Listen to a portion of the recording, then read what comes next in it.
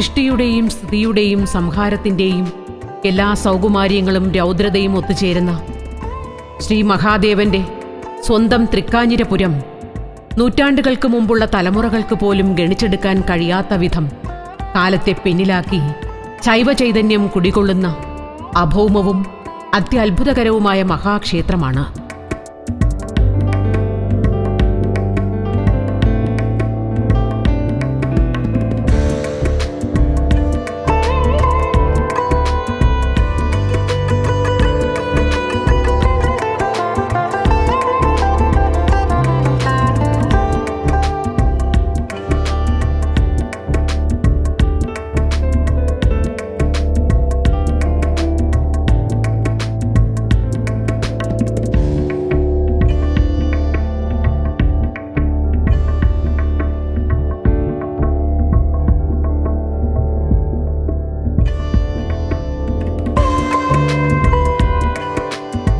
തിരുവനന്തപുരം ജില്ലയിലെ കാട്ടാക്കട താലൂക്കിൽ ആമച്ചൽ തൃക്കാഞ്ഞിരപുരം എന്ന ദേശത്ത് സഹ്യമലയടിവാരത്ത് നെയ്യാറിന്റെ തീരത്ത് പ്രകൃതിരമണീയമായ ഗ്രാമപ്രദേശത്ത് ഒരു മഹാക്ഷേത്രത്തിന്റെ എല്ലാ പ്രൗഢിയോടും കൂടി നിലകൊള്ളുന്നു തൃക്കാഞ്ഞിരപുരം ശ്രീ മഹാദേവ ക്ഷേത്രം.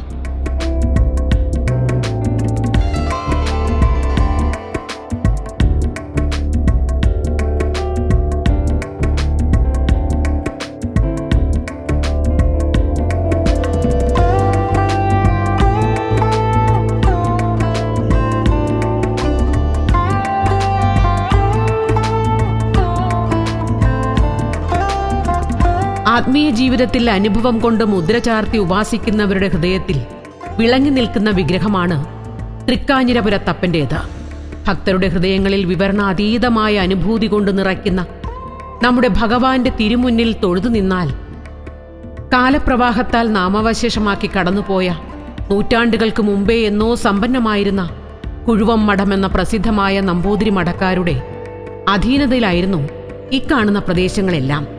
തൃക്കാഞ്ഞിരപുരം ക്ഷേത്രവും വിശാലമായ ക്ഷേത്രഭൂമിയും വയലുകളും കൃഷിഭൂമിയുമൊക്കെ കാലാന്തരത്തിൽ ദേവനെയും ദേവഭൂമിയെയും എന്തിന് മഠവും മറ്റു സ്വത്തുവകകളെയും ഉപേക്ഷിച്ച് പലായനം ചെയ്യുകയാണുണ്ടായത്.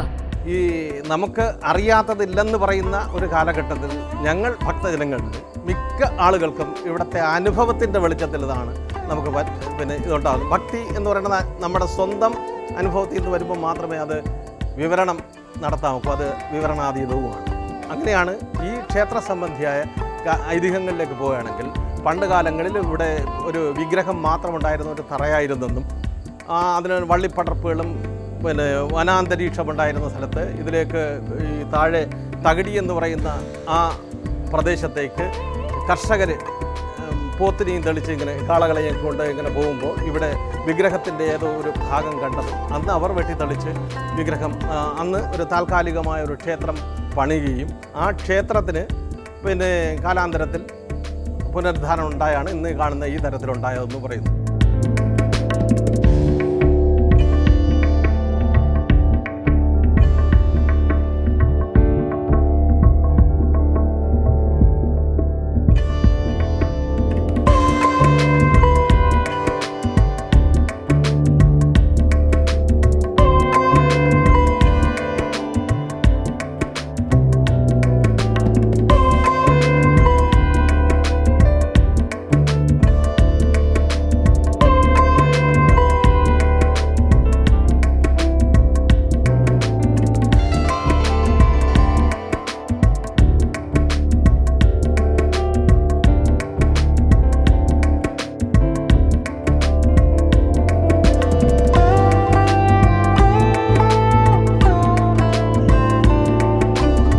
ദൗർഭാഗ്യകരമായ ചില കാരണങ്ങളാലെന്ന് പഴമക്കാർ പറയുന്നത് ഏകദേശം 2.5 നൂറ്റാണ്ടുകൾക്ക് ശേഷം നടന്ന പുനരുദ്ധാരണങ്ങളുടെയും ഭക്തജനങ്ങളുടെ കഠിന പ്രയത്നങ്ങളുടെയും ഫലമായാണ് ഇന്നീ കാണുന്ന ചുറ്റമ്പലവും ചുറ്റുമതിലും ഇളമതിലും പ്രദക്ഷിണവീതിയും കൊടിമരവും ആനക്കൊട്ടിലുമെല്ലാം കാലാതിവർത്തിയായി നിലകൊള്ളുന്നത്.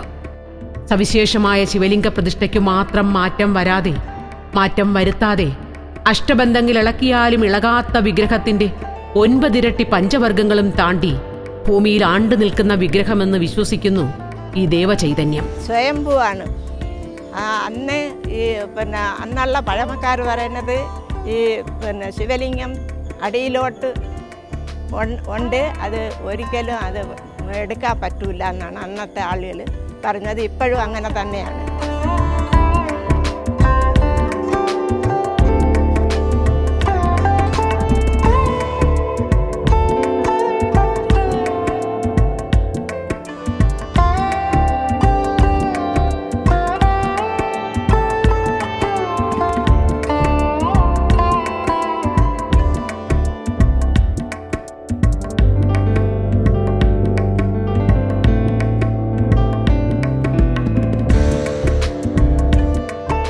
എല്ലാ മഹത്തരങ്ങളുടെയും ആകരമാണ് ശിവൻ. ശിവലിംഗത്തെ എന്തിനു പൂജിക്കുന്നുവെന്ന ചോദ്യത്തിന് അതെല്ലാ ചൈതന്യത്തിന്റെയും ആകരവും സൃഷ്ടിയുമാണെന്ന് പുരാണം പഠിപ്പിക്കുന്നു. ഇപ്പോഴേ ഞങ്ങൾക്ക് അറിവായാതെ പറഞ്ഞു കേട്ടിട്ടുള്ളതാണ്, ഒരു സ്വയംഭൂവായിട്ടാണ് ഇവിടെ ഈ വിഗ്രഹം ആദ്യം ഉണ്ടായിരുന്നത്. ഒരു വനത്തിനകത്ത് ആരും പ്രതിഷ്ഠിച്ചതല്ല എന്നാണ് പറയുന്നത്. അത് ഇളക്കാൻ പറ്റൂല. ആ സ്ഥാനത്ത് തന്നെ ഇപ്പോഴും ഇരിക്കുകയാണ്. അവിടെയാണ് ഈ അമ്പലം ആദ്യമായിട്ടൊരു അമ്പലം വന്നത്. ഇത് മുൻഗാമികൾ പറഞ്ഞു കേട്ട അറിവാണ്, അല്ല എനിക്കത്ര അറിഞ്ഞുകൂടാ. അന്നും ഈ നന്ദി ഇവിടെ ഉണ്ടായിരുന്നു. ഭഗവാന്റെ മുൻപിൽ ആ നന്ദി ഉണ്ടായിരുന്നു. അവിടെ ഒരു ചെറുതായിട്ടൊരു ഒരു ഷെഡ് പോലെ ആയിരുന്നു ഈ നന്ദി ഇരുന്ന ഭാഗം. കൈവരിയും അങ്ങനെയുള്ള സ്ഥലമായിരുന്നു. ബാക്കി ഈ ചുറ്റമ്പലും ഈ കാണുന്ന എല്ലാം ഒടുവിലൊക്കെ ഉണ്ടായതാണ്.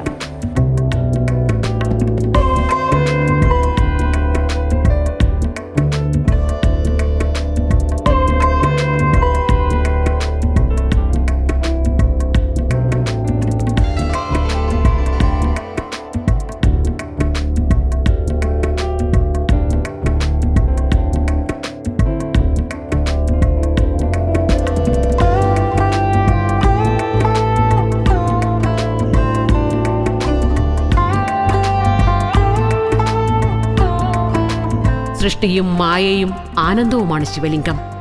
എല്ലാം ലയിച്ചു ചേരുന്നതെന്നർത്ഥം. അഖിലം യസ്മിൻ ലിയതേ ലിംഗം.